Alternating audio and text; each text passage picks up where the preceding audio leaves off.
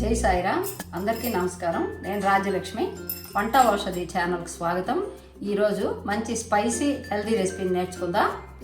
ముందుగా దీనికి కావాల్సిన పదార్థాలు చూద్దామండి.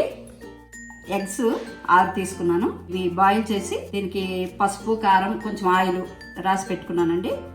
ఆలు 3 తీసుకున్నాను, పెద్దవి కట్ చేసి కొంచెం ఉప్పు, పసుపు, ఆయిల్ వేసి అలా పెట్టుకోండి.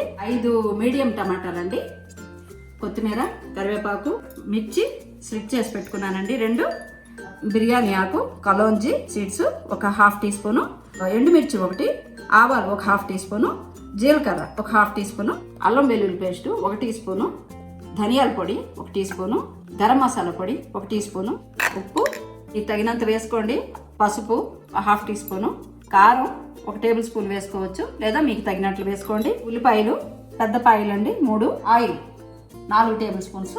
పొయ్యి వెలిగించుకొని 2 టేబుల్ స్పూన్స్ ఆయిల్ వేసుకోండి. ఆలు వేసుకొని ఇందులో కొంచెం ఉప్పు, పసుపు, కారం వేసుకోండి. గోల్డ్ కలర్లో ఫ్రై చేసుకోండి. దుంపలు వేగిపోయండి, తీసేద్దాం. ఇప్పుడు మరీ ఫ్రై అయిపోకూడదు, గట్టిగా అయిపోకూడదు. ఎగ్స్ కూడా అలాగే కొంచెం లైట్ గోల్డ్ కలర్లో ఫ్రై చేసుకోవాలండి. 2 టేబుల్ స్పూన్స్ ఆయిల్ వేసుకోండి. వేడెక్కాక బిర్యానీ ఆకు వేసుకోండి. తర్వాత ఎండుమిర్చి 1 వేసుకోండి. ఫ్లేమ్ కొంచెం మీడియంలో పెట్టుకోండి, మాడిపోకుండా చూసుకోండి. ఇప్పుడు కలోంజి వేసుకోండి, ఆవాలు వేసుకోండి, జీలకర్ర వేసుకోండి, ఉల్లిపాయ ముక్కలు వేసుకోండి.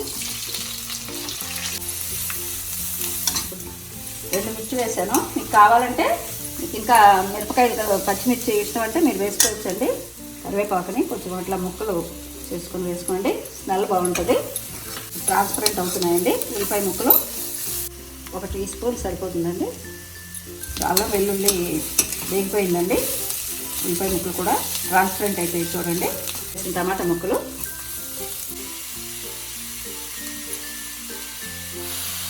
ఆల్రెడీ అందులో వేసుకున్నాం కదండి, అందుకనే ఇందులో కొంచెం వేసుకుంటే సరిపోతుంది. కారం మీ టేస్ట్ని బట్టి వేసుకోవచ్చు, మీకు ఎక్కువ కావాలంటే ఎక్కువ. అండ్ ధనియాల పొడి 1 టీ స్పూను. కొంచెం వేగాక కొంచెం వాటర్ వేసుకుందాం. కొంచెం వేసుకోండి, చక్కగా మూత పెట్టుకోండి, మీడియం సిమ్లో పెట్టుకోండి. ఉడికిపోయి ఉంటుంది. ఆలు వేసుకుందాం. ఇప్పుడు ఎగ్స్ కూడా వేసుకోండి. జాగ్రత్తగా కలుపుకోండి, ఎగ్స్ చితికిపోకుండా.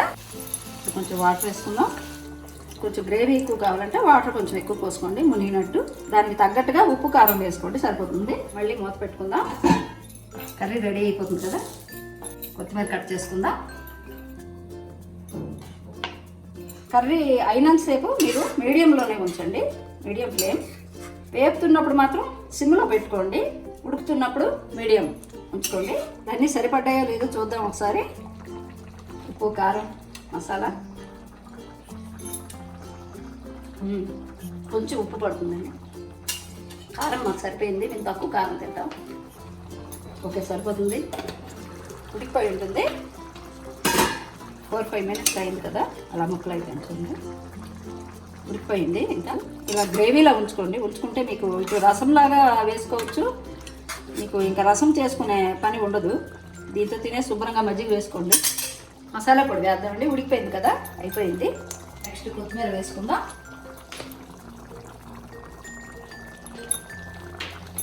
అంతా ఒక 15 మినిట్స్లో అయిపోతుంది మీకు రెసిపీ. ఆపేసేద్దామండి స్టవ్.